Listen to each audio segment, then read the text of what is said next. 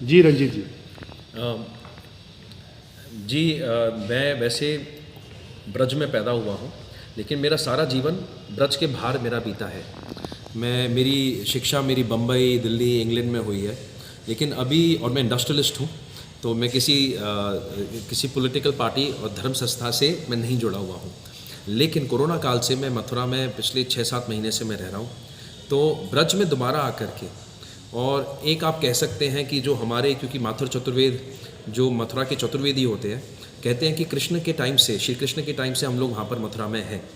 तो यमुना माँ ने मथुरा को सींचा है, ब्रज को सींचा है, तो हमारे कण कण में माँ यमुना विराजमान है। तो जब मैंने वहाँ पर रहा और मैंने डेली में जब देखता था कि माँ यमुना, कोरोना में जब लोग सब इंडस्ट्री और लोग सब सारा व्यवसाय रुक गया, हमने ये पाया कि माँ यमुना एकदम अविरल और शीतल प्रभाव से बह रही थी।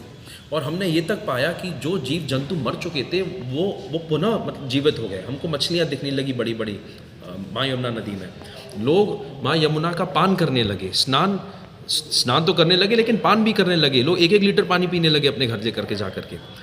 तो जब लेकिन फिर से जब अनलॉक हुआ, लॉकडाउन ख़त्म हुआ, आप फिर से देखिए ये सब जो व्यवस्था स्टार्ट हो गई है इसके बाद से, जो यमुना जी का पहले स्वरूप था, जो मतलब वो एक तरीके से आप समझ लीजिए बीमार और एक हेल्पलेस असहाय जो रूप था मथुरा में, ब्रज में, वो अब दोबारा से लौट आया। मैं यमुनोत्री आया हुआ था, तो वहाँ पर पंच पंडा समिति से मेरी बात हुई। वहाँ के जो अध्यक्ष हैं और उपाध्यक्ष हैं, वेद प्रकाश उनियाल जी जो हमारे पुरोहित भी हैं हमारे ब्रज के, और हमारे जगमोहन उनियाल जी से भी बात हुई। तो हमने जब अपना आइडिया डिस्कस किया तो उनको अच्छा लगा। हम फिर मथुरा गए, तो मथुरा में जो हमारी संस्था है, 100 वर्षीय पुरानी संस्था है माथुर चतुर्वेद परिषद, उनके भी मुख्य संरक्षक मेरे पिताजी हैं। तो मैंने उनसे चर्चा की, तो उन्होंने आशीर्वाद दिया। उन्होंने बोला बेटा अच्छा काम कर रहे हो, करो। तो मेरे को अपना बिजनेस हालांकि छोड़ना पड़ेगा, तो मैंने वहाँ से एक कलश लिया मथुरा से, उसमें ब्रज की रज डाली पुण्य तीर्थ विश्राम घाट पर। विश्राम घाट की महत्वता भी ये है कि वरह पुराण में, वरह अवतार में नारायण की ने पृथ्वी को निकाल करके और वहीं रखा था विश्राम करने के लिए। तो वहाँ पर हमने ब्रज रज डाली, कलश की पूजा की, और कलश को लेकर के हम यमुनोत्री धाम के लिए निकले। बीच में आपके केम्प्टी में सिया गांव पड़ता है। सिया गांव में एक सुंतरा देवी का मंदिर है, सुंतरा माता का मंदिर। उसके जिस नीचे वहाँ पर एक माँ भद्रकाली का आश्रम है। वहाँ पर एक हमारे मित्र ही हैं और भाई हैं अब तो, आचार्य कपिल सेमवाल जी, और ये वहाँ पर प्रदीप महाराज जी हैं, जो उनके गुरु ने उनको नाम दिया लवदास महाराज जी हैं। ये नैनबाग के हैं। तो वहाँ पर हमने माँ भद्रकाली के आश्रम में उस कलश की हमने हवन किया, पूजन किया, और वहाँ से हमने प्रस्थान करके यमुनोत्री गए। यमुनोत्री में हमने शनिदेव की डोली के साथ में हम उस कलश को ऊपर लेकर के गए। यमुनोत्री माँ के दर्शन करने के बाद में हमने ब्रज रज को माँ में अर्पण किया। हमने शुद्ध जल को उसमें भरा और जाकर के उसका हवन पूजन करके फिर हम नीचे आकर के शीतकालीन मंदिर पे हमने उसको स्थापित किया। माँ का आह्वान किया कि माँ आकर के उसमें निवास करें हमारे कलश में, और हम मार्च में उसको उठाएंगे कलश को।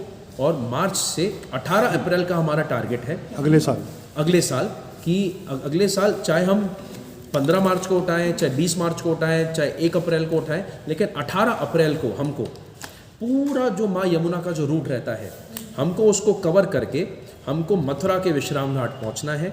और माँ यमुना के जन्मदिन पर, यमुना छठ के दिन पर, हम उसको माँ यमुना में अर्पित करेंगे शुद्ध जल को।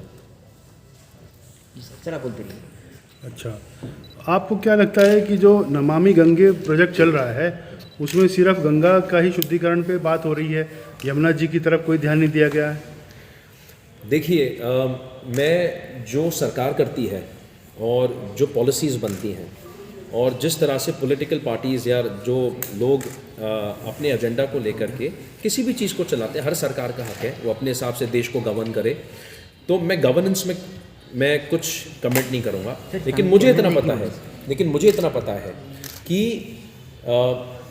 पॉलिसीज़ माँ यमुना के शुद्धिकरण की भी बन चुकी हैं और बहुत समय से बन रही हैं, बहुत रिसर्च हो चुकी है, क्या पॉल्यूटेंट्स हैं, कहाँ से आते हैं, क्यों आते हैं, कितने आते हैं, मतलब कैसे कैसे हर एक जगह पर माँ यमुना की जो जो हालत है वो बद से बदतर होती जाती है, और दिल्ली के बाद तो यमुना यमुना रहती ही नहीं।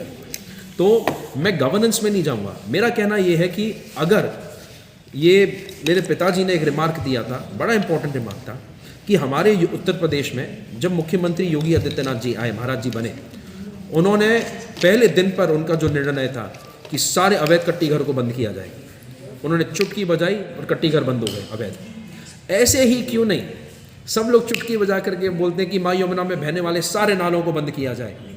जब बुलेट ट्रेन बन सकती है इंडिया में 90,000 करोड़ की, तो क्या एक पावन नदी जिसका इतना महत्व है, हर तरह का उसका महत्व है, कलयुग में तो उसका ज़्यादा महत्व है, क्या हम भली चुटकी ना बजाएं लेकिन ताली तो बजाएं, और ताली बजा करके हम क्यों ना उसको शुद्ध कर दें। इमरजेंसी में क्यों जागते हैं? और मैं, अब मुझे ही ले लो, मैं कोई नया उदाहरण नहीं हूँ, मैं भी इसी देश का नागरिक हूँ, मैं भी इमरजेंसी में ही जागा हूँ। कोरोना हुआ तो मैं मथुरा आया, बम्बई छोड़कर, क्योंकि सबसे ज़्यादा केसेस बम्बई में थे। मथुरा आया, ब्रज में आया, तो ब्रज में चेतना और जागरूकता आई।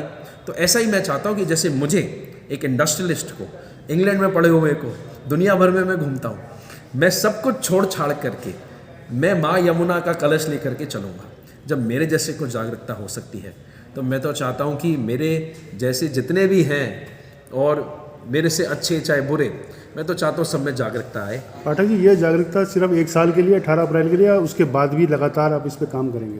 देखिए, मैं तो अपना तो मैं एक काम करूँगा। मैं, जैसे कि मोदी जी ने कहा ना, आत्मनिर्भर बनो, मैं इस मामले में आत्मनिर्भर हूँ। मैंने किसी से ना पूछा, ना कोई परमिशन ली, ना कुछ किया। मैं गया और मैंने अपनी माँ का आह्वान किया, मैंने उनको कलश में लिया और मैं जा करके अर्पित करूँगा। मेरे यहाँ से मेरे जो पुरोहित हैं, मैं ये गारंटी लेते हैं कि मैं भले ही भूल जाऊँ, ये नहीं भूलेंगे। तो माँ भद्रकाली और माँ यमुना ने इंस्ट्रक्शंस दिए हैं मुझे, मैं वो इंस्ट्रक्शंस फॉलो कर रहा हूँ, और जब तक कर पाऊँगा तब तक करूँगा, जब तक जीवित हूँ तब तक तो करूँगा। ठीक है पाठक जी, बहुत बहुत धन्यवाद।